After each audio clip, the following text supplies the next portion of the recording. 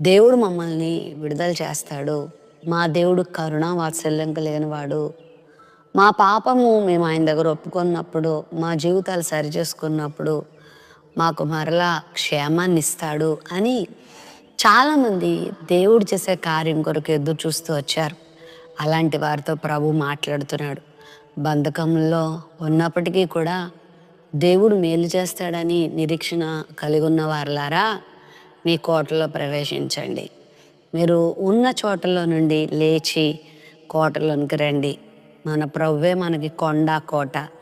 ఆయన దగ్గరికి ఎవరు ప్రవేశిస్తారో, ఆయనని ఎవరు ఆశ్రయిస్తారో, పాపమును విడిచిపెట్టి లోకమును విడిచిపెట్టి దేవునిని ఎవరు ఆనుకుంటారో హత్తుకుంటారో, దేవుడు అలాంటి వారితో ఇస్తున్న వాగ్దానం ఏంటంటే, నేను మీకు రెండంతలుగా మేలు చేస్తాను.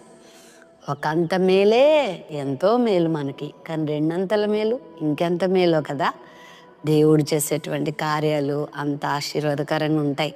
బైబిల్ గ్రంథంలో దేవుడు వారు ఊహించిన దానికన్నా అడిగిన దానికన్నా తన భక్తులకి ఎన్నో గొప్ప కార్యాలు చేశాడు. ఈ ఉదయకాల సమయంలో నువ్వు కూడా బంధకములో ఉన్నావేమో, నిరీక్షణ కోల్పోయి ఉన్నావేమో. ఈరోజు దేవుని యందు నిరీక్షణ కలిగి ఉండు. ఆయన నిన్న నేడు నిరంతరం ఉన్నవాడు. యుగముల నుండి యుగముల వరకు ఆయన ఉండే దేవుడు. ఆయన అల్ఫా ఒమేగా. ఆయన నువ్వు అనుకున్నట్టు ఒక సీజన్కి దేవుడు కాదు, ఒక నెలకు దేవుడు కాదు, ఒక కాలానికి దేవుడు కాదు, ఒక ప్రాంతానికి మాత్రమే దేవుడు కాదు.